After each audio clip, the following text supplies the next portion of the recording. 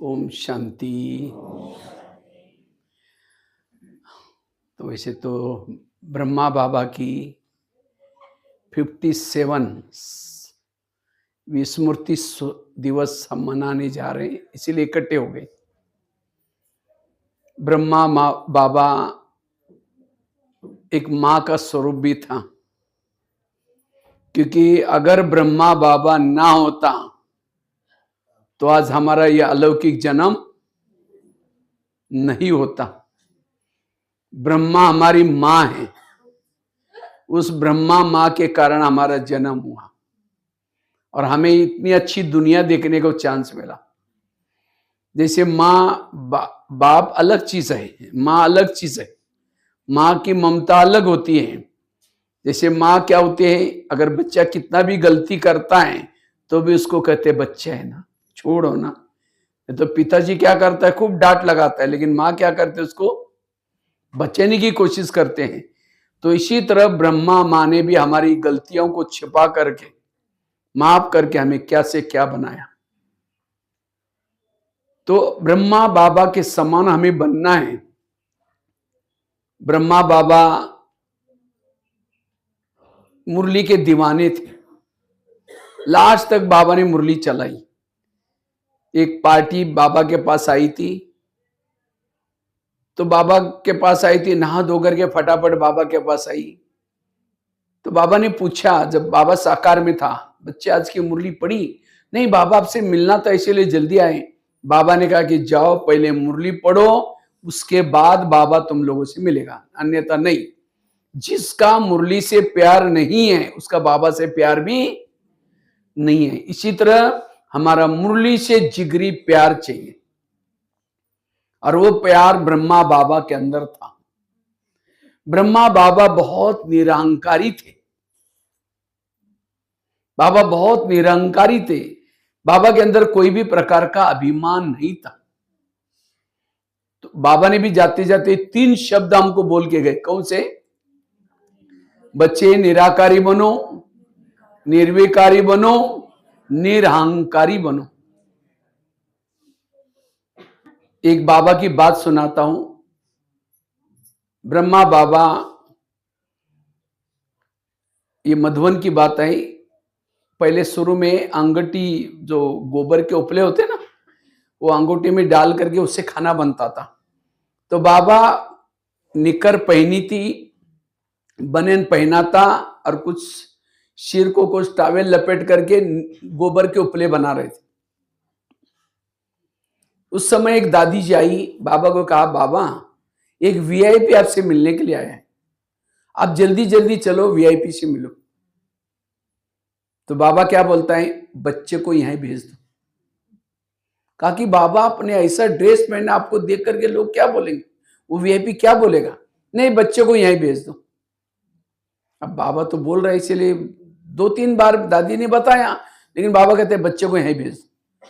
तो वीआईपी गया। जैसे बाबा को देखते हैं, क्या देखा?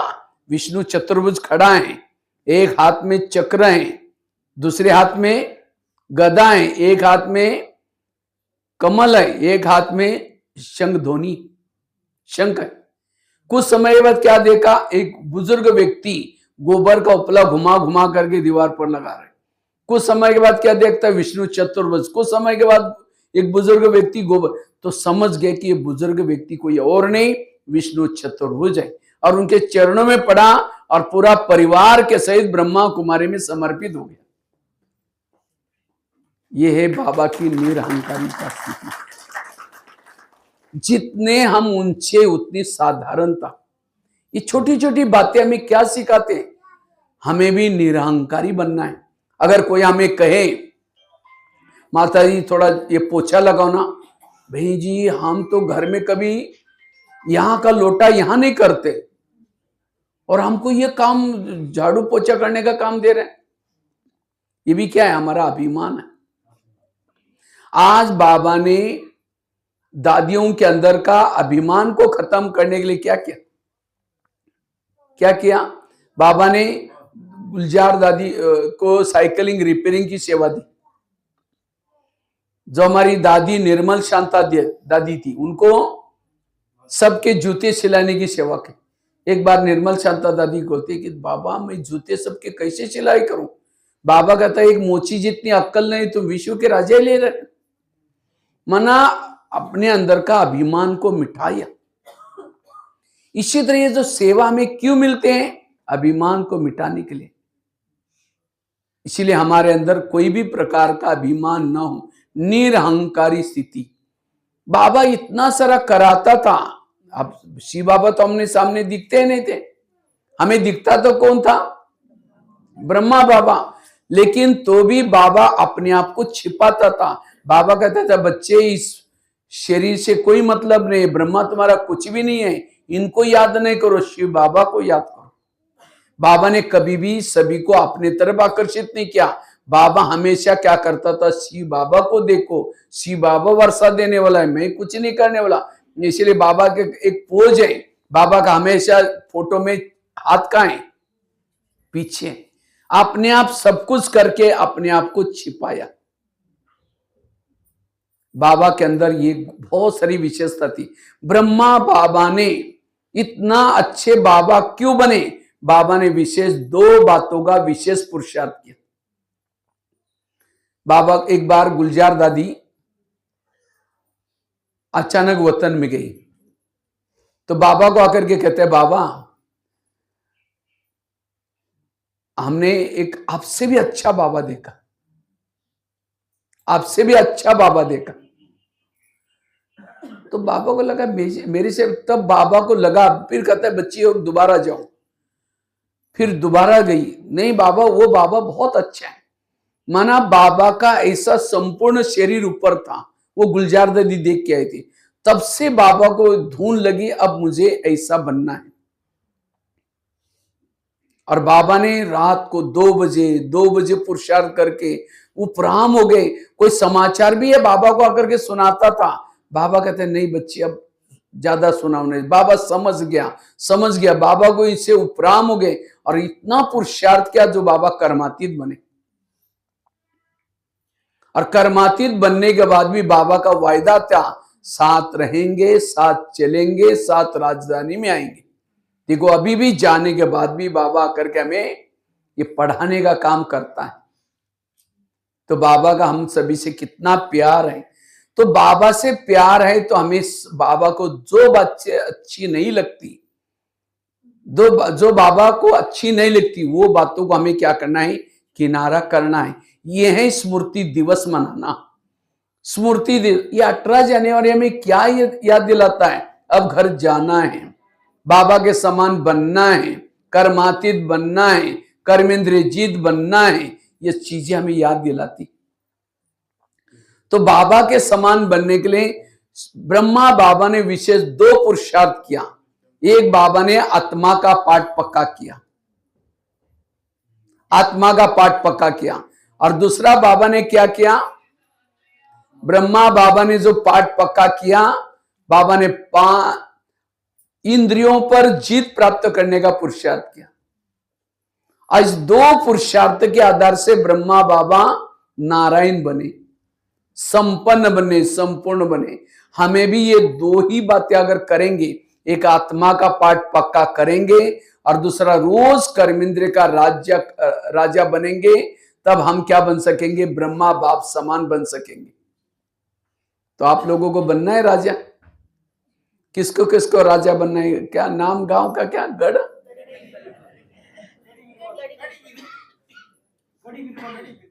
गढ़, अच्छा।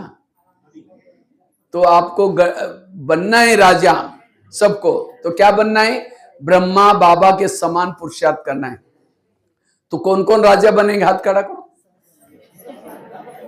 अच्छा सबको राजा बनना है, बहुत अच्छा।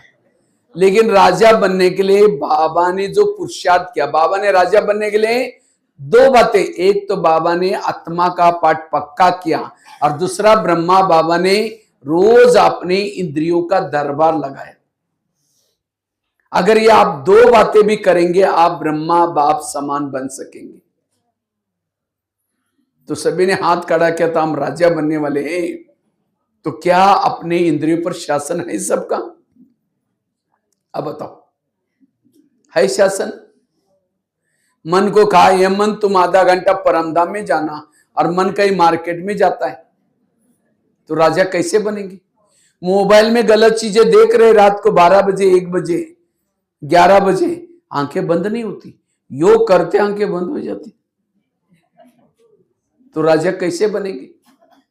राजा बनने के लिए हमें और कुछ नहीं करना, एक एक इंद्रियों को श्रीमत के आधार से चलाओ। बाबा ने कोई मुरली में ये नहीं कहा कि जो मधुवन में रहते हैं वो राजा बनेंगे, जिन्होंने मम्मा बाबा को देखा है वो राजा बनेंगे। राजा बनने के लिए स्वराज्य अधिकारी बनना, कर्मेंद्रिय जित बनना। अगर हम अपनी स्वयं की उन्नति करना चाहते हैं, अपने आप को शक्तिशाली बनाना चाहते हैं, हमें विशेष एक 5-6 बातों का आज से अटेंशन देना है। अगर ये 6 बातें भी आप पक्की करेंगे, आप भविष्य में बहुत अच्छा ऊंच पद प्राप्त कर सकेंगे। आपकी अवस्था क्यों बिगड़ती? अवस्था बिगड़ने के 5-6 कारण है। पहला कारण है पर चिंतन, पर दर्शन, क्योंकि माताओं का झूठ ज्यादा बैठा है, तो माताओं में परचिंतन करने की आदत ज्यादा होती है, कम होती? माताओं ज्यादा परचिंतन करती। तो इस स्मृति दिन के लिए पक्का करना है, मुझे आज से कभी परचिंतन नहीं करना है, क्योंकि माताओं में सहन शक्ति थोड़ी ज्यादा होती है, कम होती? माताएं सहन करती हैं, पति ने कुछ बोला टक करके थप्पड़ थोड़ी मारेगी वापिस, चुप तो बैठेगी। लेकिन जैसा पति ऑफिस में चला गया, खेती में चला गया, पड़ोसने के बाद जाकर के बैठेगी, पति पूछेगा खाना, पड़ोसने के बाद जाकर के बैठेगी, उसके पूछेगी खाना खाया, वो कहेगी अरे क्या खाओ, मेरे पति ने बड़ा घमासान किया। वो कहेगी मेरा भी कोई कमाई क्या, यही तो मैं सुनाने के लिए आई हूं। वो अपने घर के सुना रहा, अपने घर के सुना रहा, उसको कहते हैं परचिंतन। सास भी ऐसे है, बेटा भी ऐसा है, वो भी ऐसा है, फिर वो भी अपने घर के सुना रहे, वो अपने घर के सुना रहे हैं। वो जाते जाते वो क्या बोलते हैं, मैं कभी कभी धमकाती हूं, तुम भी कम नहीं करना, न तो सिर पर बैठेगा, कंट्रोल में रख। वो बातें सुन क्या ही सारा दिन वही चिंतन चलता है, शाम को आएगा धमकाऊंगी, मैं भी कोई कम हूं क्या, मैं भी उसका अर्धांग नहीं हूं, मैं भी काम करती हूँ। फिर जब शाम को आता है पानी मांगता है, कैसे देंगे, ले तेरे को आता नहीं, गुस्से से पानी दिया, खाना गुस्से से बनाया। ये क्यों हुआ? क्योंकि परचिंतन करने से। वही खाना घर वालों ने खाया, 30 दिन के बाद खून बनता है, खून अशांत हुआ, आप शांति के लिए फिर दोस्तों के पास जाता है, फिर दोस्त कहता है चलो शराब पीते, नशे करते हैं। फिर कई दिन के बाद माता क्या बोलते, मेरा पति बिगड़ गया। किसने बिगड़ा? मैंने परचिंतन किया, वो माता ने मुझे कहा कि तुम भी कोई कम नहीं, इसलिए मुझे गुस्सा आया, गुस्सा ने खाना गुस्से से बनाया, सारा घर ही। इसलिए आज से हमें, अगर ब्रह्मा बाबा से मेरा प्यार है, तो आज से कभी भी परचिंतन नहीं करना। यह है स्मृति दिन मनाना। ब्रह्मा बाबा को कभी भी परचिंतन करने वाली आत्मा अच्छी, परचिंतन करने वालों को शिव बाबा भी कभी प्यार नहीं करेगा, कभी नहीं करेगा। अब किसी के घर में जाओ, उनके बच्चे भी बैठे हैं, बाप भी बैठा है, बच्चों को कहेंगे बच्चे ठीक नहीं, नालायक है, ऐसा है वैसा है। अब बाप को कहेंगे आप बहुत अच्छे, आप कितने अच्छे हैं, बाप कहेंगे तुम पहले यहां से भाग जाओ, तुमने मेरे बच्चों की गिलानी की, तुम मेरे बच्चे बोलता है। क्योंकि हर मम्मी पापा को अपने बच्चे प्यारे होते हैं। इसी तरह सारा दिन कहेंगे बहन ऐसे, वो भाई ऐसे, वो ऐसा करता है, और शाम को योग में बैठेंगे, मीठे बाबा, प्यारे बाबा, आप शांति के सागर, दया के सागर। बाबा कहेगा तुम पहले यहां से भाग जाओ, तुमने मेरे बच्चों की गिलानी की, तुम मेरे को अच्छा बोलता है। हर मम्मी पापा को अपने बच्चे प्यारे होते हैं, बच्चे लूले हो, लंगड़े हो, कैसे हो। तो इसी तरह हर इंसान बाबा का बच्चा है, सभी बाबा को पसंद है, चाहे आपका बेटा हो, चाहे आपकी सास हो, बहू, किसके बच्चे। अब सारा दिन उसी ग्लानी करेंगे, वो ऐसी है, मेरा बेटा ऐसा है, पति ऐसा है, वो ऐसा है, और शाम को योग में बैठेंगे, मीठे बाबा, प्यारे बाबा, आप शांति के सागर, दया के सागर। बाबा कहेगा तुम मैं भूल गया, मुझे याद दिला रहे, पहले तुम यहां से भाग जाओ। इसलिए परचिंतन कभी भी नहीं करना है। पर चिंतन करने से वायुमंडल खराब हो जाता है। पर चिंतन करने वालों के दिमाग में ज्ञान का एक पॉइंट भी चिंतन मंथन नहीं चलेगा। पूछे कि आज की मुरली क्या थी? बड़ी अच्छी थी। एक पॉइंट तो बता, बहुत अच्छी थी। वरदान क्या था? बहुत अच्छा था। क्या था? बहुत अच्छा था। सरस्वती कहां बैठी है? हंस के ऊपर बैठती है। हंस के ऊपर, हंस अर्थात अंदर बाहर स्वच्छ। अगर किसी के दोष देखते हैं, अवगुण देखते हैं, उसको हंस तो नहीं कहेंगे। बाबा ने हमारा ड्रेस कैसा दिया है? सफेद। केवल ड्रेस सफेद की बात नहीं, किसी के दोष देखता वो हंस नहीं है, पर सब फरिश्ता नहीं है। इसीलिए आज से हमें कभी भी किसी के दोष नहीं देखना, पर चिंतन नहीं करना। पर चिंतन करना अर्थात उल्टी करना, वोमिटिंग करना। कोई वोमिटिंग करता है, क्यों करता है?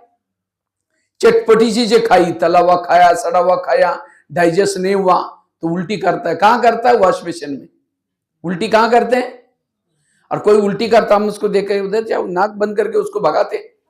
और यहां कोई उल्टी करने के लिए आता है तो पर चिंतन करना मतलब क्या करना? उल्टी करना। ये उल्टी क्यों करता है? पर चिंतन की चटपटी समाचार देख सुनता है, वो क्या करता है, वो क्या करता है, वो बुद्धि में डाइजेस्ट नहीं होगा, फिर कहां सुनाएंगे? कान में।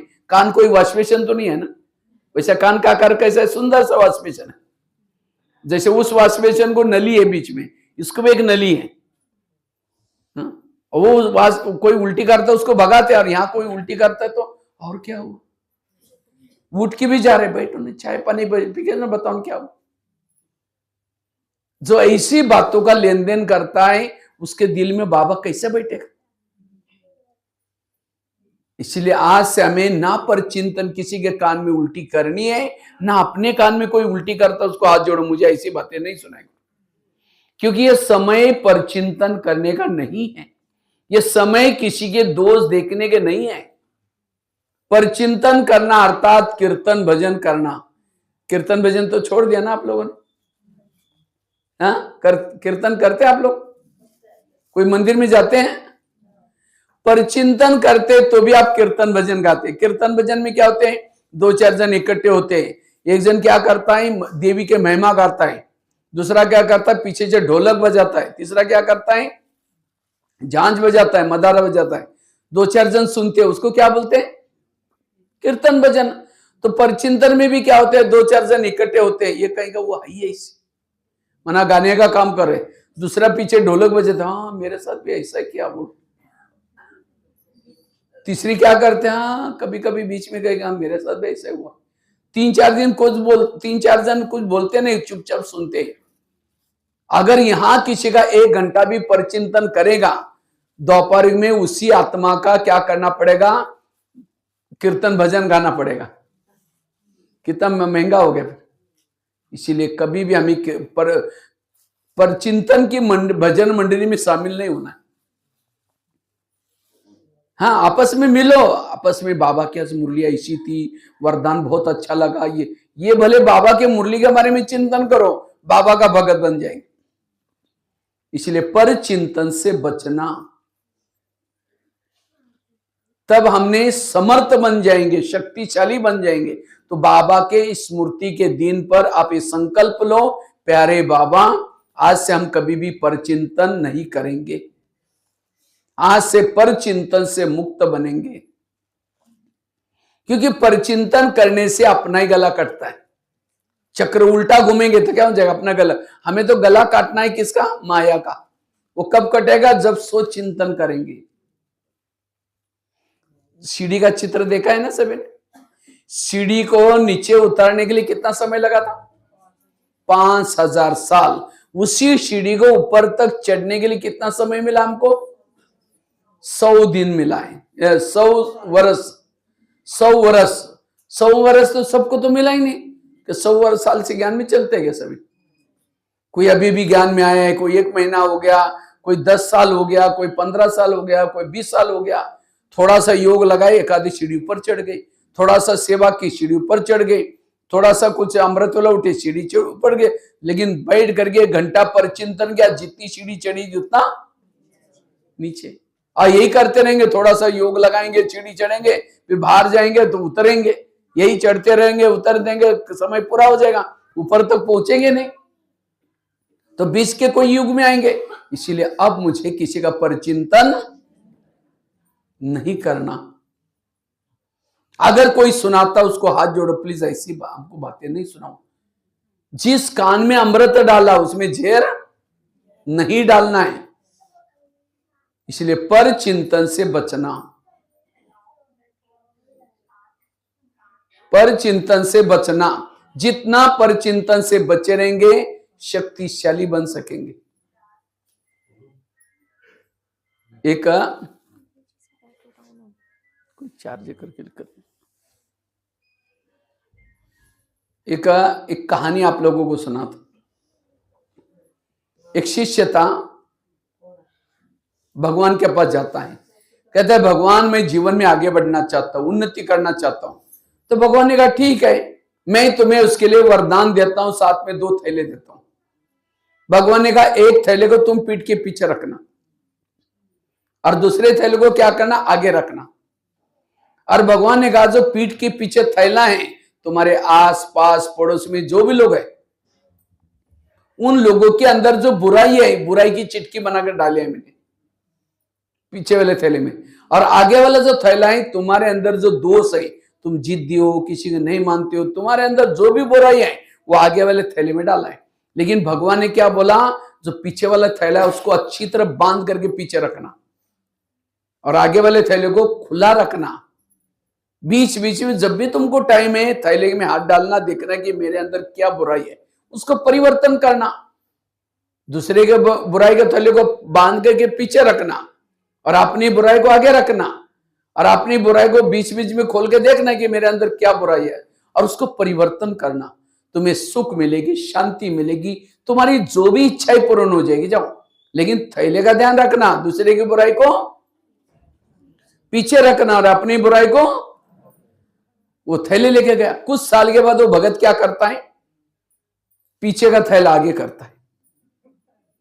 दूसरे की बुराई को क्या किया, खोल दिया और हाथ डाल के, अच्छा ये ऐसा है, फलाना ऐसा है। खुद तो चिंतन करता है, लोगों को बुला के कहता है भाई उसे सावधान रहना, वो बड़ा खराब है, वो ऐसा है, मैंने देखा हुआ है। वो सबको बुराई करता है, लेकिन अपनी बुराई को कहां रखा, पीछे बांध दिया।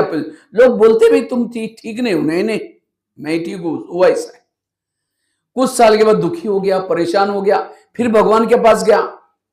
भगवान को कहता है भगवान मुझे सुख मिला ही नहीं, शांति मिली ही नहीं। भगवान ने कहा अच्छा तुमको जो मैंने थैले थे उसको कहां रखा। कहता है भगवान मेरे से भूल हो गई, कई बार मैंने पीछे का थैला आगे किया था। भगवान ने कहा यही तुम्हारे दुखों का कारण है। ये कहानी किसी और की नहीं, किसकी कहानी है, हमारी अपनी कहानी है। हम भी यहां आए थे, हम यहां आए और किसी ने आकर के क्या किया, बाबा हमको सुख चाहिए, बाबा हम अपनी उन्नति करना चाहते। बाबा कहते ठीक है, मैं तुम्हें लिए, तुम उसके लिए मैं क्या करता हूं, वरदान देता हूं, साथ में 2 थैले देता हूं। दूसरे की बुराई को कहां रखना, पीछे, और अपनी बुराई को। लेकिन हम बाहर जाकर के क्या करते, हाँ, पीछे का थैला आगे और आगे का थैला। फिर बाबा कहे बाबा हमारा योग नहीं लगता, कारण परचिंतन। इसलिए आज से कभी भी हमें किसी की बुराई नहीं करनी, पर चिंतन से बचना। यह समर्थ बनना, शक्तिशाली बनना। अगर बाबा का मेरे से कई बार मुरली में आता है, बच्चे झगमई नहीं करो, बच्चे किसी का परिचिंतन नहीं करो। जो परिचिंतन करता है वो उन्नति नहीं कर पाता। परिचिंतन करना अर्थात कोयले का व्यापारी बनना। कोयले का व्यापारी बनता है तो कहां रहता है, झोपड़ी में रहता है, झुगी झोपड़ी में, हाथ भी काला, कपड़े भी काले, मुंह भी काला, जिसको बेचो वो भी काला। और हीरे का व्यापारी कहां रहता है, अच्छा सा मकान में रहता है, महल में रहता है, पौष रहता है, जिसके संपर्क में आएगा उसको भी अच्छा लगता है। तो किसका व्यापारी बनो, हीरे का। कोयले का व्यापारी अर्थात दूसरे की दुर्गुण देखना, औरों को सबको सुनाना, खुद का टाइम वेस्ट तो कर रहे हैं, दूसरे का भी टाइम बर्बाद कर रहे, पाप चढ़ा रहे।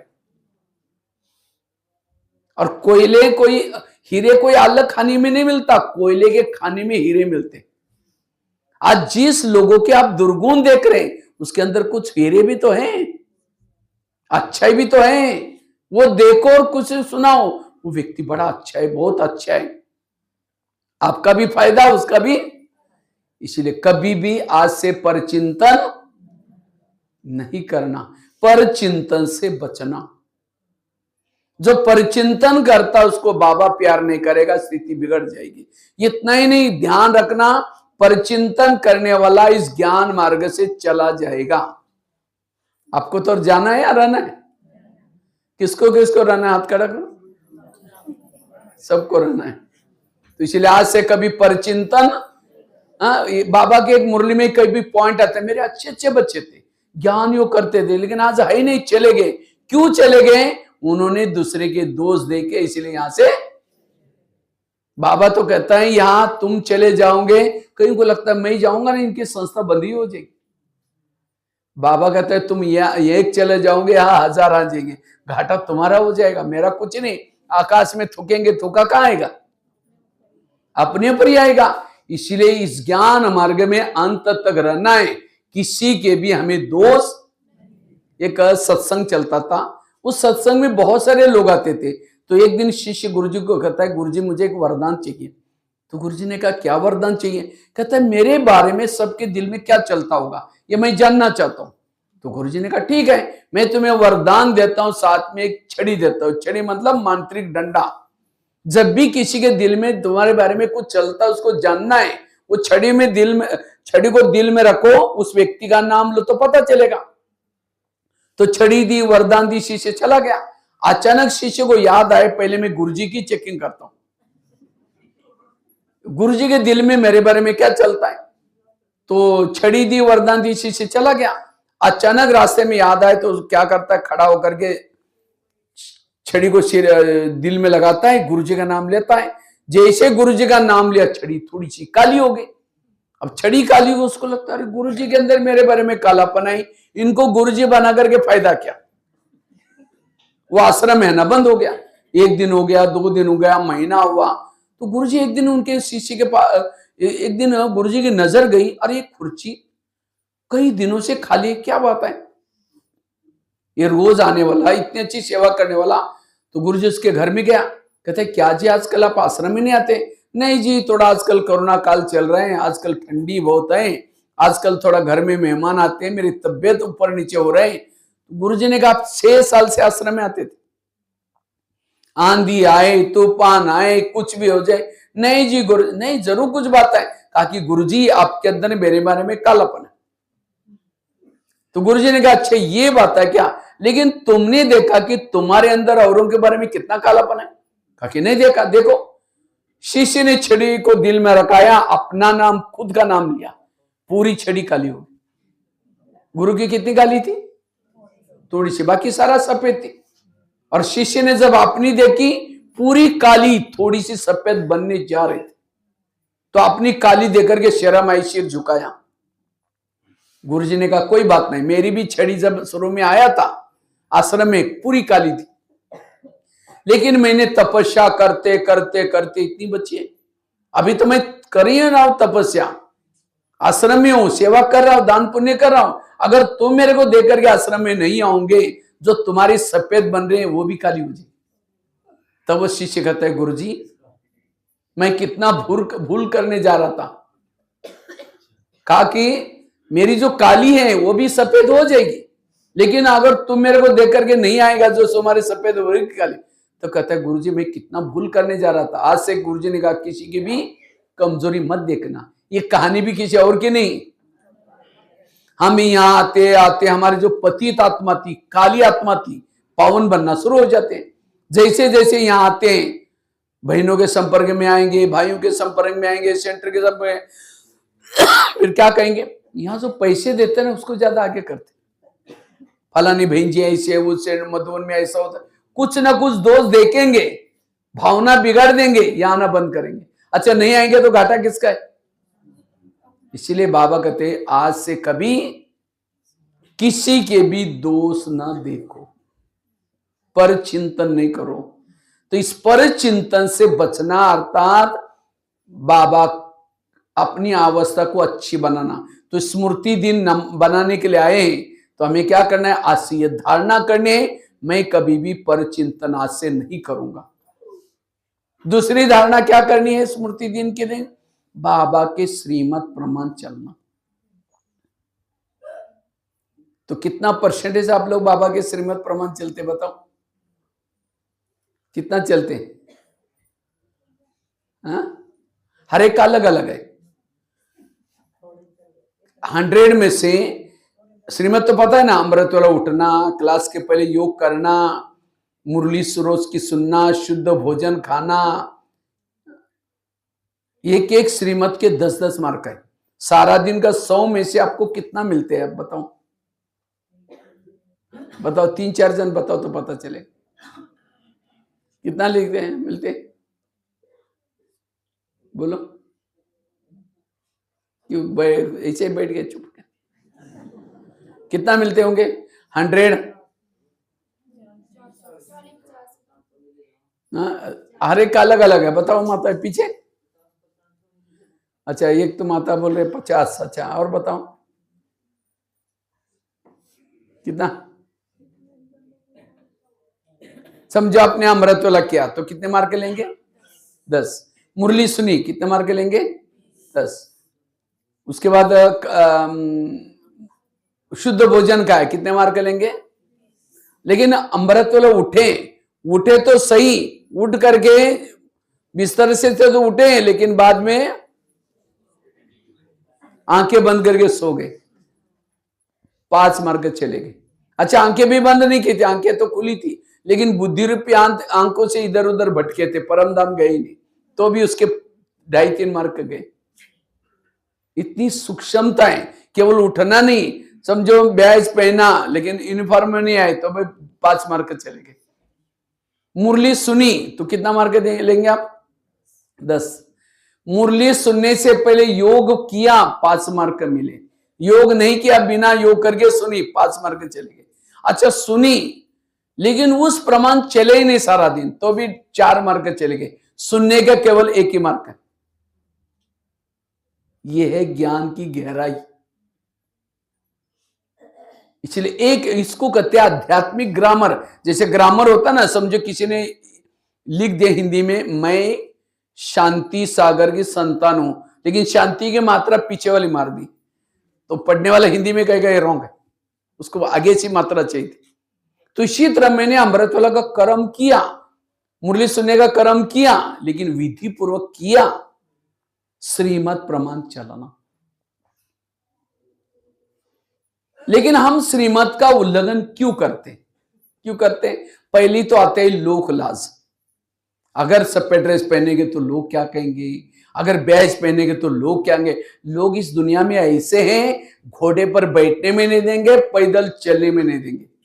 इसीलिए कहते हैं ना, सुनो सबकी करो मन की नहीं श्रीमत की। फटाफट मन की बताया। हाँ, ये तो दुनिया की कहावत है, सुनो सबकी करो मन की। यहां का वो नहीं, सुनो सबकी करो श्रीमत की। एक हम 5वीं-6वीं में थे, हमको एक लेसन था इंग्लिश में। एक बाप और बच्चा गधा खरीद करने के लिए गए। जब गधा खरीद करके वापिस आ रहे थे तो गर्मी का महीना था, मई महीना, जगह जगह पर पेड़ों के नीचे लोग बैठे थे पत्ते खेलते हुए। तो जाते जाते पहले जगह पर मिले लोग, कमाल है। बाप बच्चे को कहा कि तुम गधा खरीद के आए पैदल चलने के लिए। अब लोग लाज होश करके बाप ने क्या किया, बच्चों को ऊपर बिठा दिया, चल पड़े। दूसरे प्रकार के लोग मिले, कहा कि तुम जवान लड़का ऊपर बैठा है और बूढ़े को चला रहे, शर्म नहीं आती। बच्चा नीचे उतरा, बाप ऊपर बैठ गया। आगे गया, तीसरे प्रकार के लोग मिले, कमाल है, गधे को कहा पैदल चलने के लिए लिया, दोनों भी बैठ गए। आगे गया, चौथे प्रकार के लोग मिले, कमाल है, गधे को मारना है क्या, दोनों भी बैठे। अब दोनों भी नीचे उतरे, एक डंडा ढूंढा, बांस, वो नीचे डाल दिया पांव के नीचे, और आगे के पांव पीछे के पांव रस्सी से बांध दिया। अब गधे उठा दिया वो, अब गधा तो उल्टा हो गया, परेशान होने लगा। एक नदी क्रॉस करके जा रहे थे, उसको पुल वगैरह नहीं था, रस्से हिलाते रहते पांव, क्या क्या रस्सी टूट गई, गधा नीचे पानी में बह के चला गया। ये है दूसरे की बातें सुनने से घाटा। अब यहां आएंगे तो आपको लोग क्या कहेंगे, अरे कहाँ ओम शांति में जाते हैं, ना फैशन करते हैं, ना टीवी देखते हैं, ना बाहर का खाना खाते हैं, ब्रह्मचर्य का पालन करते हैं। ये कोई लाइफ है क्या? अरे खाओ पियो मौज करो, ये क्या है? ठीक है, कल से आना बंद कर दो और एक पैंट पहनो, बाल खुले करके, एक सिगरेट लेकर के गले में घूमो। क्या बोलेंगे? अरे कौन सा अवतार किया? कुछ पूजा पाठ करो, कुछ भक्ति करो। वो करे थे तब भी बोल रहे थे, करे थे तो भी। इसलिए श्रीमत प्रमाण चलो, और जो श्रीमत प्रमाण चलता है वो शक्तिशाली। आज सीता कमजोर क्यों बनी? श्रीमत में क्या मिलाया? मन मत। और ये साधु है, अगर उसको भिक्षा नहीं देंगे तो नाराज हो जाएगा, श्राप देगा। श्रीमत में क्या मिलाया? और बाहर आई रेखा उल्लंघन। जबकि लक्ष्मण ने कहा था कि भाभी तुम अंदर रहना, बाकी हम सब देख लेंगे, लेकिन उसने श्रीमत में मन मत। बाहर आई, रावण ने उठा के लेके गया।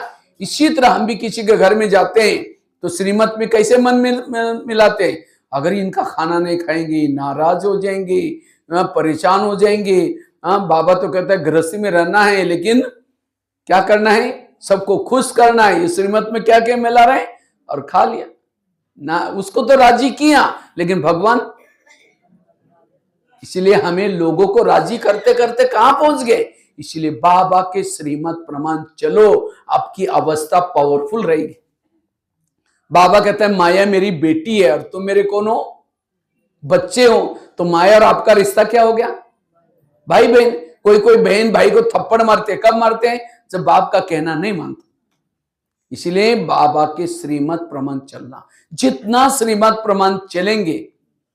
और मुझे लगता है यहां भक्ति के फिर भी कोई नियम इतना ज्यादा कड़क नहीं है अपने ज्ञान के। भक्ति मार्ग में ऐसे ऐसे नियम है। और ये नियम क्यों रखे हैं? समझो कोई खांसी आ रही, बहुत खांसी आ रही, रात भर नींद नहीं कर रहे, वो डॉक्टर के पास जाता है, डॉक्टर जी मुझे रात भर नींद नहीं आई, पता नहीं क्या हुआ। डॉक्टर चेक करता है, दवाई देता है, कहता है दवाई खाना, लेकिन साथ में दही वगैरह इमली खट्टी चीजें मत खाना। और पेशेंट दही भी खा रहा है और दवाई भी खा रहा है, तो क्या हो जाएगा? बीमारी कम हो जाएगी, ज्यादा बढ़ जाएगी। इसी तरह आज हमें भी काम की, क्रोध की, लोभ की बीमारी लगी, तो हम बाबा के पास आते हैं। बाबा कहते हैं बच्चे ये ज्ञान योग सीखना, लेकिन इसके साथ साथ ये परहेज करना, शुद्ध भोजन खाना, यूनिफॉर्म में आना, ये नियम इसीलिए विकार रूपी बीमारी से बचने के लिए। मुझे याद है मैं जब लौकिक में घर में था तो मैं हमारे माताजी को देखता था। वो माताजी हमारी भक्ति करती थी।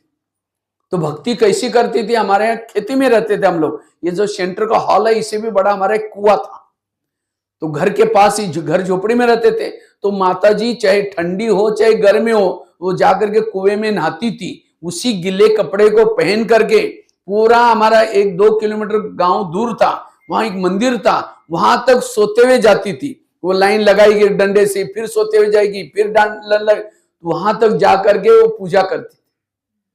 बाबा तो ये तो नहीं कहता ना तुम रोज नहा करके गिले कपड़े पहन करके सेंटर तक आओ, और वो भी सोते हुए। अगरबत्ती ले आओ, नारियल लेके आओ, जो बहन जी ने मुरली सुनाया उसको लास्ट में चरणामृत धुलाई करके पानी पी लो। सिंपल सरल कितने नियम है, भक्ति में कितना क्या क्या किया। इसलिए बाबा के श्रीमत प्रमाण चलो, और जितना श्रीमत प्रमाण चलेंगे, कभी कभी हम श्रीमत का भी उल्टा अर्थ कर लेते। एक भाई ज्ञान में चलता था 1 साल से, एक बार होटल में गया और समोसा मंगाया। समोसा जानते हैं ना, 1 किलो समोसा मंगाया। वो मैदे को बेल करके आलू का मसाला भरते तलते उसको समोसा कहते हैं। 1 किलो समोसा मंगाया, उसका मैदे का छिलका फेंकता और मसाला खाता है। तो मैनेजर ने बोला तुम मैदा पसंद नहीं करते? कहता पसंद तो करता हूँ, लेकिन आजकल मैं ब्रह्मा कुमारी आश्रम में जाता हूँ। उन्होंने कहा कि बाहर का नहीं खाना, इसलिए बाहर का निकाल करके मैं अंदर का। बाहर का न खाना मतलब दूसरे का हाथ का न खाना। इसलिए होटल पर सीधा बोर्ड लिखा है होटल, हो सके तो यहां से टल। समझो कोई पति पत्नी ज्ञान में चल रहे, पत्नी पति को क्या बोलते? भाई जी जल्दी क्लास में चलो, नहीं तो मुरली पूरी हो जाएगी। अगर ये कोई पड़ोसी सुनेगी तो ये कहे कि अरे यार तो ये ब्रह्मा कुमारी में क्या पति को भी भाई जी बोलते हैं। और कभी जाकर के उस पड़ोसी को ज्ञान सुना, हमारा ज्ञान बहुत अच्छा, आप चलो ना। क्योंकि हमको टाइम ही नहीं। उनको टाइम है आने की इच्छा है, लेकिन उनको लगता है अगर इनके ज्ञान में चलेंगे, जैसे इन्होंने अपने पति को भाई जी बनाया, हमें भी भाई जी बनाना पड़ेगा। बाबा का भाव ये नहीं है। तो बाबा के शब्दों के पीछे के भाव को समझना जरूरी। आज भक्ति कोई गलत नहीं, भक्ति बहुत अच्छी है, लेकिन भक्ति का हमने भाव को उल्टा कर दिया। कहते हैं भगवान को प्राप्त करने के लिए बलि चढ़ाओ। कौन सी बलि? जो सारा दिन मैं करते, मेरा है, मैं करती हूं, ये मैंपन को छोड़ना, ये है बलि चढ़ाना। लेकिन लोगों ने कौन सी बलि चढ़ाई? मैं करने वाली बकरी को बलि चढ़ाई, अपना मैं तो छोड़ा ही नहीं। कहते उपवास करने से भगवान प्रसन्न हो जाता है। उपवास, उप मतलब नजदीक, वास मना रहना, मन बुद्धि से भगवान के पास रहना, इसको कहते हैं उपवास। लेकिन लोगों ने कौन सा उपवास किया? पेट का। अब जिस दिन पेट का उपवास करेंगे और ये उठो, कहेंगे नहीं मेरे को उठाने के लिए बोलते हो, मेरे तो कुछ खाया नहीं, और गुस्सा आएगा। इसीलिए कहते हैं ना, भूखे पेट भजन ना गोपाला। कहते हैं घर का त्याग करो तो भगवान क्या हो जाएगा? कौन सा घर? ये शरीर रूपी घर को भूलो, आत्मा समझो। लेकिन लोगों ने घर छोड़ के जंगल में गए, इसको तो भूला ही नहीं। कहते हैं घर घर में लक्ष्मी आएगी। लक्ष्मी आने के लिए यहाँ क्या करते हैं? हरियाणा में दिवाली में लक्ष्मी आने के लिए क्या तैयारी करते हैं? साफ सफाई करते हैं। और क्या करते हैं? दिए जलाते। और आजकल तो दिए वो पूरा लड़िया लगाते शायद पूरा घर के ऊपर। क्यों? लक्ष्मी आने के लिए। आई लक्ष्मी, आएगी भी कैसी? लक्ष्मी का वाहन है उल्लू। उल्लू को लाइट भी दिखता ही नहीं। बताओ, पूरा घर में। उसी समय अमावस्या होती है, दिवाली अमावस्या में होती है। अमावस्या में पूर्वजों ने क्यों रखा है? क्योंकि अमावस्या में ना चंद्रमा होता है, ना चांदनी होते हैं। अंधेरा में उल्लू को दिखाई पड़ेगा, इसलिए हर घर में लक्ष्मी जाएगी। लेकिन लोगों ने क्या किया? आजकल लाइटिंग लगाना शुरू किया, फिर रात पटाखा बजाएंगे, सुतली बम टूटेगा तो उल्लू घबरा करके और चलाएगा लक्ष्मी को कैसे लेकर। कितना अज्ञानता है। कौन से दीपक की बात है? आत्मा का दीपक जलाओ। और सफाई कौन सी? ईर्ष्या, घृणा, नफरत। 1 साल से मेरे साथ किसी के बोलने नहीं, बात नहीं, तो उसे गले में लो, भूल जाओ सब कुछ। ये है सफाई। तो बाबा कहता है वो ठीक है, या दुनिया में जो कर रहा है वो ठीक है? इसलिए शब्दार्थ, यथार्थ, भावार्थ, श्रीमत के भाव को समझना जरूरी। एक ये था, शिष्य था, एक सेठ जी थे, उनका बहुत बड़ा दुकान था और उसका एक ही बेटा था। तो बेटे को एक दिन कहता है, बेटा अब मैं मरने क्योंकि बीमार था पिताजी। कहता है मैं आज है, कल होगा या नहीं होगा कोई भरोसा नहीं, तो मरते मरते मैं तुमको 3 उपदेश देके जा रहा हूं। अगर इस उपदेश को समझो तो मेरे से भी बड़ा सेठ जी बन जाएगा। कहता है तुम मेरे से भी बड़ा सेठ जी बनना है, तुम्हें छाव में जाना और छाव में आना। छाव समझते हैं? दूसरी बात बताई, तुम मीठा खाना और मीठा खिलाना। तीसरी बात सुनाई, तुम देते रहना, कुछ भी लेना नहीं। बस 3 बातें करो, तुम सेठ जी बनेगा। कुछ साल के बाद वो पिताजी तो चले गए क्योंकि बीमार थे। तो कुछ समय के बाद बेटे को याद आया, पिताजी ने मुझे 3 बातों को उपदेश दिया सेठ जी बनने के लिए। तो घर इधर था, सामने दुकान था, बीच में रोड था। तो छाव में जाने के लिए बोला था, अब क्या करें, क्रॉस करके जाएं। तो उन्होंने टीन का सेट डाल दिया, दुकान से लेकर के घर तक पत्थर डाल दिया ताकि छाव हो जाए। और छाव में जाता था, छाव में आता था। रोज मीठा खा और मीठा खिलाओ बोला था। तो कोई भी आता है कि इसको मिठाई बना करके खिलाता है सबको, खुद भी खाता है, दूसरों को भी खिलाता है। तीसरी बात, देते रहना। कोई भी आता है कि इसको टेबल देता है, चेयर देता है, कुछ कंबल देता है, देते रहता है। किसी से कुछ भी लेता। ये सब किसी लिए कर रहा था? सेठ जी बनने के लिए। कुछ साल के बाद कंगाल हो गया, बीमार हो गया। फिर एक दिन उसके मन में आता है, ये क्या हो गया? पिताजी ने मुझे धोखा दिया, घर की चीजें सारी खत्म हो गई। मीठा खाने से शुगर पेशेंट हो गया, और छाव में जाने से 12 बजे 1 बजे कभी भी जाता है दुकान में, आने वाले ग्राहक भी बंद हो गए। तो एक दिन अपने दोस्त के पास जाता है, कहता है दोस्त यार पिताजी तो मर गए, मुझे धोखा देके मर गए। बोला क्या धोखा दिया? बोला तुम सेठ जी बनेगा, ये 3 बातें करो। तो कौन सी बातें? छाव में जाना, मीठा खाना, देते रहना। तुमने क्या किया? मैंने टीन का सेट डाल दिया, छाव में गया और छाव में आया, सबको मिठाई बना के खिलाया और देते भी रहा। अरे कहा कि तुम्हारे 2 पिताजी ने इतनी अच्छी बातें बताई थी, अगर तुम सचमुच करता तुम सेठ बन जाता। पिताजी ने ये कहा था कि छाव में ना जाना अर्थात दिन निकलने से पहले दुकान में जाना, क्योंकि दिन निकलने से पहले क्या होते हैं? छाया रहते। तो दिन निकलने से पहले जाना और छाव में आना, मतलब दिन जब डूब जाएगा तब दुकान शटर बंद करके वापिस आना। सारा दिन दुकान खोल कर इशारा दिया था। कितनी अच्छी बात बताई थी, समझा ही नहीं। तीन उसने 6 में गया और 6 में आया। और मीठा बोलना मना सबके साथ मीठा बोलो, अच्छा व्यवहार करो, ये कहा था। लेकिन उसने क्या किया? और देते रहना, तुम इतनी कमाई करो, कर्जा किसी को दो, कर्जा किसी से नहीं लो। कितनी अच्छी बातें बताई, बात को समझा ही नहीं। तो इसी तरह परमात्मा ने भी हमें बलि चढ़ाओ, उपवास करो, घर का त्याग करो, कितनी अच्छी बातें बताई, समझना ही नहीं। इसलिए श्रीमत का पालन करना, तब हमारी स्थिति। तीसरी बात है, अगर अपनी अवस्था को अच्छी बनाना है, योग को विधि से करो। योग कैसे करो? विधि से। कई योग में बैठते हैं लेकिन मन एक तरफ है, बुद्धि, समझो कोई माता योग लगाने के लिए आ रहे हैं, आते आते रास्ते में देखा कि बहुत अच्छा सब्जी वाला जा रहा है, फिर सोचेगा आज शाम को इसकी सब्जी बनाते हैं। पहले सोचेगा योग करेंगे, मुरली सुनेंगे, जाते समय लेके जाएंगे, यहाँ आकर के बैठे, लाल लाइट चल रहा है, गीत बज रहा है, शुरू करेंगे मैं आत्मा हूं, शांत स्वरूप, शक्ति स्वरूप। फिर सोचे अरे तो सब झोला तो लाए नहीं, वो थैला तो लाए नहीं, सब्जी कैसे लेके जाए? फिर कहेंगे ठीक है, उसके प्लास्टिक का झोला तो हो गई, फिर उसमें लेके जाएंगे मैं आत्मा हूं, शांत स्वरूप। फिर सोचा यार गैस के ऊपर जो दूध रखा था गर्म करने के लिए, वो शायद मैंने बंद किया या ऐसा चालू है, बंद किया, चलो कोई बुझा देगा, मैं आत्मा हूं, शांत स्वरूप। फिर सोचा घर में तो मेहमान आने वाला था, मैंने सोचा था उनके लिए छोले बनाओ, लेकिन रात को तो बातों बातों में तो भिगा ही नहीं, चलो छोड़ो कुछ और बना देंगे, मैं आत्मा हूं, शांत स्वरूप। लाल लाइट की सफेद लाइट हो गई, योग का टाइम। भक्ति मार्ग में यही क्या, माला जप रहे, राम राम राम राम, देखना भी पीली दूध ने, राम राम राम राम।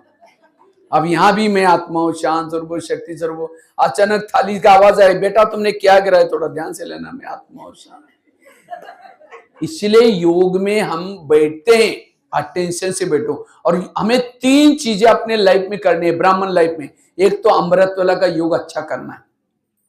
अमृत वाला कौन कौन उठता है, हाथ खड़ा करो।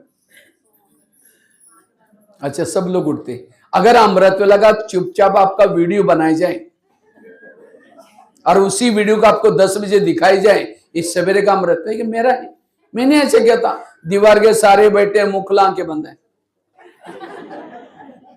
2 बार मच्छर अंदर भी गया और बाहर भी आए, पता भी नहीं चला। इसलिए अमृत वाला आंखें खोल करके बैठना, और केवल आंखें खोल के नहीं। आप कोई घर में मेहमान बुलाओ, मेहमान बहुत बड़ा है लेकिन आपका स्नेह प्यारा, इसलिए 10 काम छोड़ के आया, लेकिन जैसे घर में आया, आने से पहले कुंडी लगा करके सो जाओ, वो बेल बजा रहे, घंटी बजा रहे, दरवाजे नहीं खोलो, कैसा लगेगा उनको? वो तो चला जाएगा। फिर दोबारा फोन करो, क्या बात आप आई नहीं? कहेगा मैं आया था, बेल बजाई थी, आपने दरवाजा नहीं खोला, चला गया। नहीं, दोबारा आ जाओ, जरूरी काम है। फिर आया, फिर कुंडी बंद कर दी, फिर दोबारा फोन करो, कहेगा कभी नहीं आऊंगा। इसीलिए कई अमृत वाला उठेंगे, बाबा को निमंत्रण देंगे, मीठे बाबा, प्यारे बाबा, आ जाओ, हम आपसे बातें करनी है।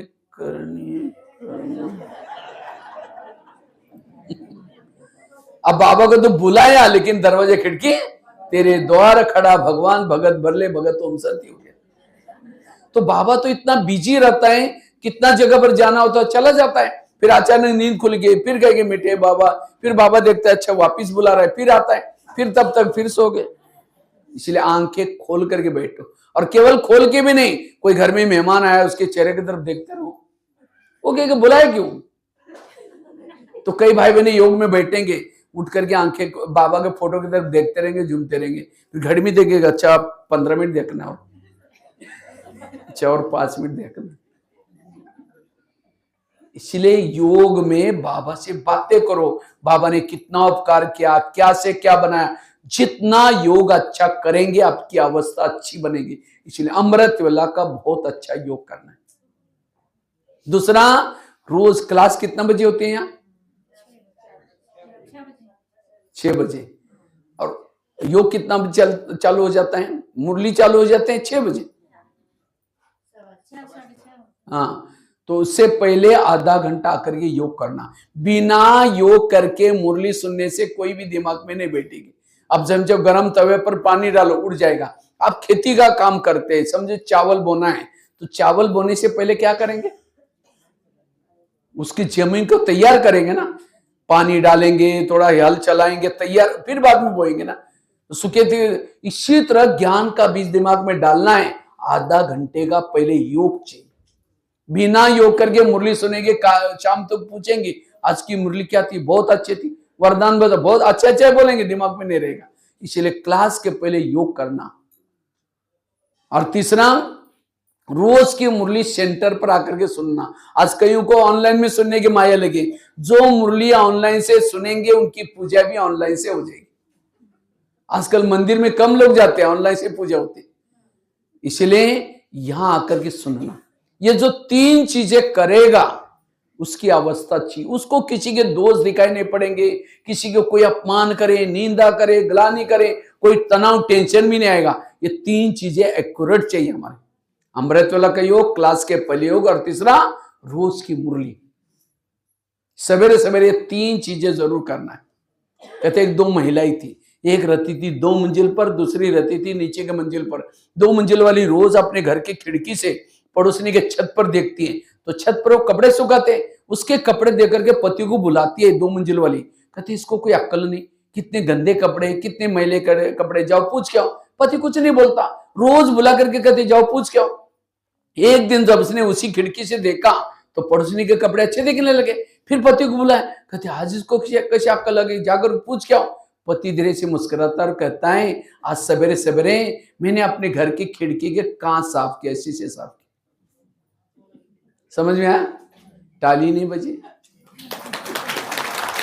उनकी खिड़कियां गंदी थी, इसीलिए कपड़े कैसे दिखते थे। इसी तरह जिस सेंटर पर नहीं आएंगे, मुरली नहीं सुनेंगे, अमृतवेला ठीक नहीं करेंगे, आपकी बुद्धि रूपी खिड़की निगेटिव रहेगी, और उसी निगेटिव से जिसको भी देखेंगे सब गलत नजर आएंगे।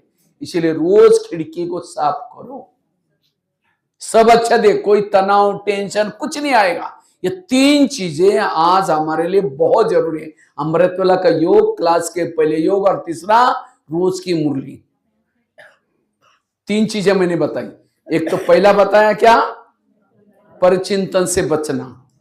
उसके लिए मैंने थैले वाली कहानी, छड़ी वाली कहानी, किसी के कान में उल्टी नहीं लेना, के कोयले के व्यापारी नहीं बना, कई टोटके बताए। दूसरी बात बताई श्रीमत का पालन। तीसरा बताया अमृतवेला खिड़की साफ करने वाली बात। चौथी बात है अगर अपनी अवस्था को अच्छी बनाना है, मैं 5 या और 2 ही बातें सुनाऊंगा। चौथी बात है अगर अवस्था को अच्छी बनाना है, शक्तिशाली बनाना है, इसलिए अपने संस्कारों को परिवर्तन करो। जो मेरे गलत संस्कार है, बुरे संस्कार है, उसको परिवर्तन करना। जो जितना संस्कारों को बदलेंगे उतना बाबा आपको प्यार करेगा। जैसे कोई भी पति पत्नी से प्यार करता है, कब करता है? जब वो पत्नी पति का कहना मानती है। अगर कहना नहीं मानेगा तो पति कभी भी प्यार। इसीलिए परमात्मा हमारा भी पति है। जैसे आजकल दुनिया में सगाई करते, शादी करते हैं, तो कैसे करते हैं? पति उस शहर में जाएगा, मेरे लिए कोई लायक है, और आजकल जो शादियां कराते जोड़ी ढूंढते। अगर पति पढ़ा लिखा है, पत्नी भी अच्छी चाहिए। अगर पत्नी दिखने में सुंदर है, पति भी ऐसा चाहिए। इसी तरह परमात्मा भी पति है, वो भी आपके शहर में आया और आप उसको पसंद आए, वंडरफुल। उसके लिए परमात्मा ने कोई आपका शरीर नहीं देखा, आप कितने गोरे हैं, कितने धनवान वाले, वो नहीं देखा। आपकी आत्माओं के संस्कार कितने सुंदर वो देखा उसने, और आपके गले में वरमाला डाली, आपको पसंद किया। ये कोई साधारण बात नहीं, जिसको स्वयं परमात्मा पसंद करे। आप खुद भी नहीं जानते कि हम इतने महान हैं। मुझे याद है मैं शुरू जब ज्ञान में आया था, मैं फटा हुआ कुर्ता पहन करके ऐसा लास्ट में आकर के बैठता था, स्कूल में जाता था, वो महाराष्ट्र वाले मराठी टोपी पहन करके, हाफ चड्डी पहन करके। तो कई बार बहनें भी बोलते थे बेचारा गरीब बच्चे अभी रोज आता है, पता नहीं सत्युग में आएगा नहीं आएगा। मैं कुछ नहीं, मुझे कुछ नहीं आता था, 2 शब्द भी नहीं बोलने। मैं कभी भंडारे में भी पैसे भी नहीं डालता था, मेरे पास कुछ था ही नहीं। तो कभी कभी मैं भी सोचता था शायद मैं यहाँ आता हूँ, शायद भगवान भाई के नाम से कोई और होगा जो अच्छा भक्ति क्या होगा। मैंने कभी भक्ति भी नहीं की। मैं तो उसे ज्ञान से पहले 6-6 महीना स्नान भी नहीं करता था लौकिक में। एक बार कपड़े डाले छपटे ने निकालता भी नहीं था, रियली आपको बताता हूं। लेकिन मैं सोचा कि कैसे मैं ज्ञान में आया पता नहीं। चलो हमने कहा जब तक ये लोग मना करते नहीं तब तक जाएंगे। लेकिन अच्छा पुरुषार्थ करते गए। जैसे स्कूल में मैं लास्ट में गया था, 5वीं कक्षा में शुरुआत की थी, फिर भी मेहनत करके कभी स्कूल मिस नहीं करता था, 100% प्रेजेंट रखता था, और रोज आधा घंटा पहले जाता था, लगन से पढ़ाई की, और 10वीं में बोर्ड में पहला नंबर लिया। तो ऐसे में जब ब्रह्मा कुमारी में आया, मैंने सोचा उस समय यज्ञ 45 साल हो गया था, 45 साल हुआ था संस्था चल गए। तो मैं ही सोचता था मुझे भी इस संस्था में भी बहुत आगे बढ़ना है। तो मैं इस सवेरे भी मुरली सुनता था, शाम को भी सुनता था। उन्होंने जो पुरानी मुरलियां पढ़ी वो भी मंगवा कर पढ़ता था, मैगजीन पढ़ता था, अमृत वाला चित्र करता था। और करते करते आज देखो दादियों तक पहुंच गए, दादियों के पास गए। कभी सोचा ही नहीं था कि हम इतनी सेवा भी कर देंगे, लेकिन लक्ष्य था। बाबा ने जिसको चुना है कोई साधारण नहीं है। भले आप बुजुर्ग है कैसे भी, लेकिन वो जानता है कि आपने कितनी तपस्या की, कितना पुरुषार्थ किया। इसलिए संस्कार को परिवर्तन करना, ये संस्कार बदलना ये बहुत जरूरी है। जैसे दुनिया में शादी कर दी, पसंद किया, फिर वरमाला पहना था, 7 फेरे लेते। आप लोगों ने लिया 7 फेरे? बाबा के साथ 7 फेरे लिया? ये 7 दिन का कोर्स है या 7 फेरे? फिर क्या करता? मंगलसूत्र पहनाता है। मंगलसूत्र अर्थात बैच सभी ने पहना है? अगर नहीं पहना है तो शादी उसकी कच्ची पक्की है, मंगनी है, अब शादी नहीं हुई। मंगलसूत्र पहनने के बाद फिर क्या करता है? पति अपने घर में लेके जाता है, और जाते जाते ऑफिस में क्या बोल के जाता है? मैं जा रहा हूं, ये पड़ोसनी के बाद जाके बातें करना नहीं, ये बर्तन मांजना, ये करना, वो करना, वो करना, ऐसे करके जाता है। शाम को आए तो जगह पड़ोसनी के पास बैठी, सोचा चलो आज का पहला दिन है, कोई बात नहीं। फिर दूसरे दिन आए, वही करते हैं। दोनों अब कहना मानते ही नहीं, तो क्या करेगा? धीरे धीरे झगड़ा चलता रहेगा रोज। एक दिन कहेगा तुम अपने घर में ठीक, हम अपने घर में ठीक। आजकल कोई पति क्या करता है? फिर उसको घर में डाइवर्सन भी नहीं देता। आजकल गवर्नमेंट के कायदे बने, तो क्या करता है? दूसरी शादी करता है, जो पहली खाया पिया देखता भी नहीं। इसी तरह अगर आप भी संस्कार नहीं बदलेंगे, बाबा आपके जगह पर किसी और को चॉइस करेगा। और फिर कई कहते पता नहीं हम ज्ञान में आए थे तो बाबा पहले प्यार करता था, आजकल हमको प्यार ही नहीं करता। इसका मतलब उसने दूसरी शादी कर दी, आपके जगह पर किसी और को चॉइस कर दी। इसलिए संस्कार को परिवर्तन करना। एक राजा था, जंगल में गया। जब जंगल में गया, उसको कोई भी ये नहीं मिली, शिकार नहीं मिली, तो एक भिखारीन मिल गया अचानक। भिखारीन थी, गंदे कपड़े पहने, लेकिन देखने में बड़ी सुंदर थी। उसने क्या किया? उसको लेके आकर के क्या किया? उसको नहलाया। दासियों को कहा कि मेरी रानी है, तो दासियों ने क्या किया? उसको अच्छी तरह नहलाया, धुलाया, मखमली ड्रेस पहना दिया, ताज पहना दिया, सोने के गहने पहनाई, 36 प्रकार का भोजन दिया, उसको दासी बना दिया। लेकिन भिखारिन तो भिखारिन थी। वो कहते हैं मेरे सिर पर ये लोगों ने टोकरा क्यों रखा है? क्योंकि ताज कभी पहना ही नहीं था, निकाल कर फेंक देते। मखमली ड्रेस में उसको नींद नहीं आती, और गहने भारी लगने लगे, वो भी निकाल कर फेंकते। 36 प्रकार का जो भोजन था, उसने कभी ये कहते काला काला क्यों क्या रखा है? रसगुल्ला, गुलाब जामुन, गुलाब जामुन देखिए काला काला फेंक देते हैं। उसमें से जो भी फिर रोटी देकर के कहते हैं हाँ ये कोई खाने की चीज है, वो लेकर के टुकड़े बनाते हैं और अपना ड्रेस पहन करके दीवार को चिपकाते हैं। कहते हैं माई भिक्षा दो को उसको खा लेते, कि वही संस्कार थे। तो राजा को जाकर दासियों ने बताया कि आपकी रानी ऐसे ऐसे करते। नहीं आप लोगों ने सब दिया ना? हाँ दिया है।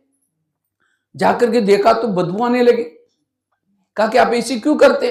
कहते मुझे ये अच्छा लगता है।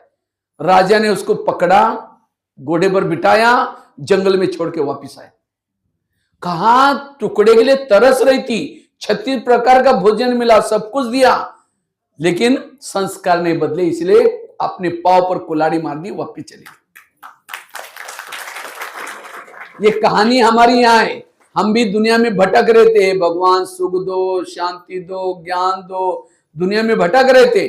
बाबा की नजर पड़ी, वहां से उठा करके सेंटर पर लाया, 7 दिन तक निलाया, ज्ञान का डमरू बजा बजा करके मैं कौन, तुम क्या थे, क्या क्या बाबा ने सारे अगम निगम के भेद खोले।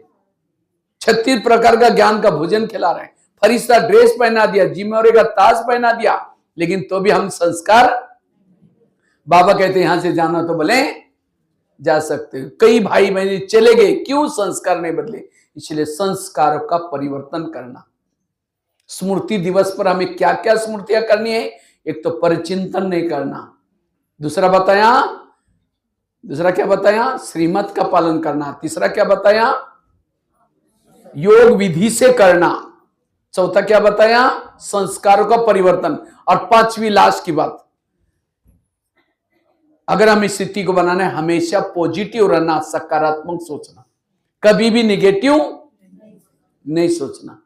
लेकिन आजकल हर एक के मन में निगेटिव चलता है बहुत। ये क्यों करते हैं, इसने मेरे साथ क्यों किया। जिसके सोच निगेटिव है उसके घर में लक्ष्मी वास नहीं कर सकती। जिसके सोच निगेटिव है वो वायुमंडल को खराब करता है। जिसके सोच निगेटिव है वो आत्मचिंतन परमात्मा चिंतन नहीं कर सकता। जिसके सोच निगेटिव है उसको रात को चैन की नींद नहीं आएगी, उसके चेहरे में खुशी नहीं होगी। जिसके सोच ही निगेटिव है उसका दिमाग हमेशा गर्म रहता है, और जिसका दिमाग गर्म रहता है दिमाग में केमिकल उतरते, शरीर की बीमारी होती है। इसीलिए कहते हैं ना, जिसका पाव गरम, पेट नरम, दिमाग ठंडा, उस घर में कोई डॉक्टर है उसको मार दो डंडा। पाव को गरम रखो, पेट को नरम रखो और दिमाग को ठंडा। लेकिन आजकल उल्टा होता है, पाव रहते ठंडे और दिमाग रहता है गरम। क्यों? निगेटिव सोच है। इसलिए अपने सोच को पॉजिटिव बनाओ। आज से कभी भी निगेटिव नहीं सोचो। कोई कुछ भी बोले, पॉजिटिव रहना है कभी भी। लेकिन माताओं में सहन शक्ति ज्यादा होता है कम होते? हाँ, सहन शक्ति की देख, हमें सहन करना है लेकिन उसको पॉजिटिव बन करके रखना है। अगर उसको ऐसे करेंगे तो गुस्सा आएगा। मैं अभी स्कूल में गया था तो बच्चों को मैंने पूछा कि इसमें से गुस्सा किसको किसको आता है, वो हाथ खड़ा करो। झूठ बोले कौवा काटे, सारे बच्चों ने हाथ खड़ा किया, सर हमको गुस्सा आता है। मैं जब जेलों में जाता हूं, जेलों में 70% कैदी क्रोध वाले होते। आज क्रोध घर घर में है और क्रोध का मूल कारण है निगेटिव। आज किसी को पेट की बीमारी होती है, ईर्ष्या वाले विचार चलाने वालों को पेट की बीमारी होती है। इसीलिए कहता है ना, तुम मेरे को देख करके तुम्हारे पेट में जलन होता है क्या? आज किसी को दूर का कम दिखता है, दूसरे की बुराई को आंखें फाड़ फाड़ के देखेंगे। आज किसी का ब्लड प्रेशर बढ़ गया, बीती हुई घटना को याद किया, बीपी हाई होगी। आज किसी को जॉइंट पेन होता है, गुस्सा करने वालों को जॉइंट पेन, मसल दर्द होते हैं। आज किसी को अस्थमा होता है, दमा, कोई भी बातों को पेट में दबा कर रखेंगे, क्या हुआ? कुछ नहीं हुआ। अरे नाराज लगने, नहीं कुछ नहीं हुआ, हुआ बहुत कुछ है, दबा कर रखेंगे, दमे का प्रॉब्लम। आज किसी को स्पॉन्डिलाइटिस होता है, सर्वाइकल, रास्ते में जा रहे सब्जी लाने के लिए जा रहे मार्केट में, वो क्या करती है, वो क्या करता है, इधर उधर देखे, जो इधर उधर देखता है उसको स्पॉन्डिलाइटिस होता है। फिर डॉक्टर के पास जाएंगे, कहेंगे डॉक्टर जी मेरे गले में अकड़न हो रहे, तो डॉक्टर चेक करता है, कहता है आपको स्पॉन्डिलाइटिस हुआ। इसका इलाज करके डॉक्टर बड़ा सा पट्टा पहनाता है। जब पट्टा पहनेंगे 6 महीना ना इधर देखेंगे ना इधर देखेंगे, सीधा देखते चलना पड़ेगा। सारी बीमारियों की जड़ है निगेटिव सोच। इसलिए अपनी सोच को पॉजिटिव बनाओ। आज आपके इस गांव में बहुत सारे हॉस्पिटल होंगे, लेकिन मन को टिकाने वाला कोई हॉस्पिटल है? ब्रह्मा कुमारीज का केंद्र मन को ठीक करने वाला हॉस्पिटल है। और जितना मन को बीमारियों का कारण है मन बीमार, जिसका मन बीमार उसका तन बीमार। आज किसी को हमारी बहनें जो बुलाते हैं सेंटर पर, भाई जी थोड़ा आओ ना ज्ञान सुनने के लिए, क्या बोलते हैं? बहन जी हमको टाइम का है। चलो ठीक है, यहां नहीं आएगा, तनाव टेंशन में आएगा, गुस्सा करेगा, कोई अपराध करेगा, जेल में जाने का टाइम है। जेल में कितने बैठे बोलते हैं टाइम नहीं है। आज गुस्सा करेगा, कोई तनाव टेंशन में आएगा, कोई बीमारी होगी, हॉस्पिटल में देखो सारे हॉस्पिटल भरे, उसके लिए टाइम है। अगर यहां नहीं आएगा, कोई ना कोई अपराध करेगा, पुलिस स्टेशन में जाने का टाइम है। कोर्ट कचहरी में, आप कचहरी में जाकर बैठो, करनाल में 1000-1500 लोग तो आराम से बैठे होंगे सामने, कहते हमको टाइम नहीं। हाँ, इसीलिए ब्रह्मा कुमारीज में आओ, कहीं भी और जाने की जरूरत नहीं पड़ेगी आपको, ना पुलिस स्टेशन, ना जेल, ना हॉस्पिटल। ताली तो बजाओ। और ये जो मैंने जगह गिनाई, police station, jail, hospital, court कचहरी, ये सारी जगह जेब काटने वाली जगह है, पैसा बर्बाद करने वाली जगह है। इसलिए यहां आओ, आप स्वस्थ रहेंगे, सुखी रहेंगे। और वो जो पैसा देंगे वो कोर्ट कचहरी को, वर्तमान अभी तो गए हैं लेकिन भविष्य में भी गए, और यहां डालेंगे भंडारे में तो वर्तमान भी अच्छा, भविष्य भी। इसलिए हमें रोज ये पॉजिटिव बातें, आज टीवी खोलो निगेटिव, अखबार खोलो निगेटिव, अब गाड़ी के अंदर पेट्रोल डाल दो, वही पेट्रोल का ड्राइवर के मुंह में डालो, क्या हो जाएगा? गाड़ी का भोजन अलग है, ड्राइवर का भोजन अलग है। इसलिए हमें रोज पॉजिटिव बातें सीखना जरूरी है। आज किसी को शुगर होते, शुगर कोई मीठा खाने से नहीं होती। शुगर का कारण टेंशन। क्या टेंशन? मैं इसकी सास हूं, मैं इसका पति हूं, मैं इसकी मां हूं, इसको मैंने पढ़ाया लिखाया, छोटे से बड़ा किया, जब इसकी शादी हुई अपनी पत्नी का मानता है, मुझे नहीं पूछता। ऐसे टेंशन से शुगर हो गई। तो सारी बीमारी का कारण है नेगेटिव। इसलिए वर्तमान समय नेगेटिव से बचना। ये मुरली क्या है? पॉजिटिव का स्रोत। पॉजिटिव वाला सुखी है, नेगेटिव वाला दुखी है। पॉजिटिव वाला देवता बनता है, नेगेटिव वाला समझ जाओ क्या बनता है। पॉजिटिव वालों के इर्द गिर्द में गुण और शक्ति है, नेगेटिव वालों के पास आसपास में आसुरी अवगुण और आसुरी शक्ति होगी। इसलिए सारे मुरलियों का सार, सारे ज्ञान का सारा है पॉजिटिव बनो। तो मैं खुद पॉजिटिव है नेगेटिव कैसा पता चलेगा? सामने से कोई व्यक्ति आ रहा है, उसको देखते रास्ता काट रहा है, उसको देखना पसंद नहीं करते, नेगेटिव है। कोई आपके पति की महिमा करता है, अरे तुम्हारे पति तो बड़ा अच्छा है, हाँ, तेरे को क्या पता वो क्या है, मैं ही जानती हूं, नेगेटिव है। कोई सास की महिमा करें, अरे तुम्हारे सास तो देवी जैसे, अरे वो क्या है बुढ़िया, मैं ही जानती हूं, नेगेटिव है। अगर एक व्यक्ति के प्रति भी आप नेगेटिव है, आपके दिल में भगवान नहीं बैठ सकता। इसलिए पॉजिटिव बनो, सकारात्मक बनो। तो पॉजिटिव हम कैसे बने? जैसे कुकर को गैस के ऊपर रखेंगे, गर्म होगा, गर्म होते होते सीटी मारना शुरू करेगा। इसी तरह अगर निगेटिव सोचे, ये क्यों करता है, मेरे साथ क्यों करता है, ऐसे क्यों करता है, करते करते एक दिन गुस्सा आएगा, गुस्से से सारा सब कुछ खत्म हो जाएगा। इसलिए कभी भी हमें क्रोध नहीं करना। जिस घर में क्रोध है वहां लक्ष्मी वास नहीं करेगी। इसीलिए 2026 में कभी भी हमें निगेटिव नहीं सोचना। सहन शक्ति की देवी बनो, सहन शक्ति की देवता बनो। तो पॉजिटिव बनने के लिए सबसे पहली बात है कर्म गति को समझना। मेरे घर के जितने लोग हैं, कोई मुझे देने के लिए है, कोई मेरे से, आज यही बच्चा मुझे क्यों मिला, मेरे पिछले जन्मों का हिसाब है। उस बच्चा कुछ भी हरकत करता है, टेंशन में नहीं आना, पॉजिटिव बनो, हिसाब किताब ठीक खत्म हो जाएगा, सब कुछ ठीक हो जाएगा। अगर पति ने कुछ भी बोला तो भी आपको टेंशन में नहीं आना, पॉजिटिव बनना।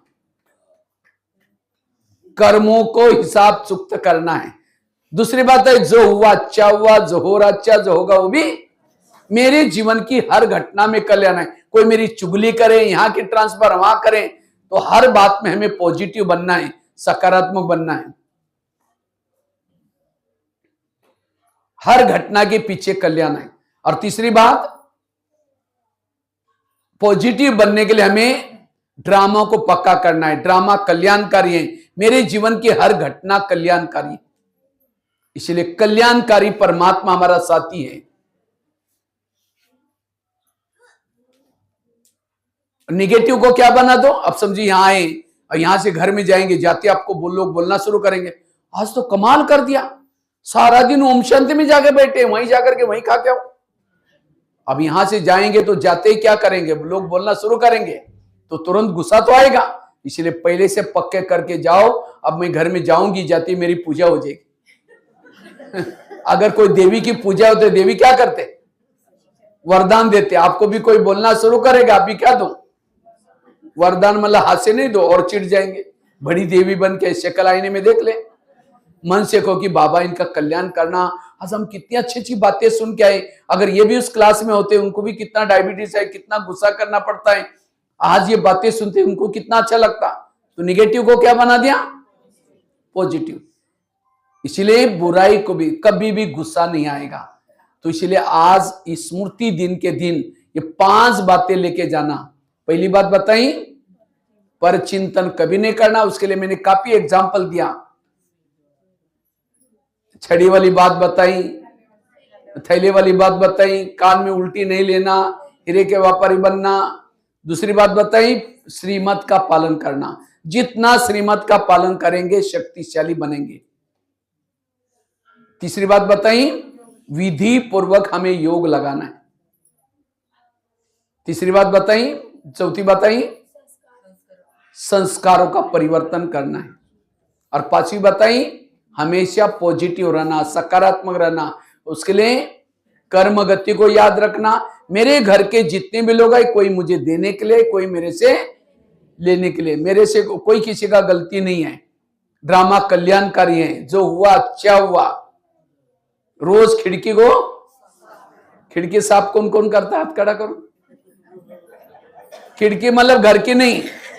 या तो मैं नेपाल में गया था, 3 दिन मेरी भट्टी थी। तो पहले दिन मैंने खिड़की वाली बात सुनाई, दूसरी दिन 2-4 माता आई नहीं, तीसरी दिन आई। बहनों ने कहा कल क्यों नहीं आए थे? कहा कि भैया ने परसों कहा ना खिड़कियां साफ करो, हम कल सारा दिन खिड़कियां साफ करने लगे। वो घर की खिड़की नहीं, रोज अमृतवेला करना, खिड़की साफ करना। रोज की क्लास के पहले योग करना, खिड़की साफ करना। रोज की सेंटर पर आकर मुरली सुनना, खिड़की साफ करना। ये 3 चीजें जो करता है, उसको किसी के भी दोष दिखाई नहीं पड़ेंगे, किसी की बुराई दिखाई नहीं पड़ेंगे, सब अच्छा दिखाई पड़ेंगे। ठीक है, ये है स्मृति दिन मनाना। ठीक है, ओम शांति।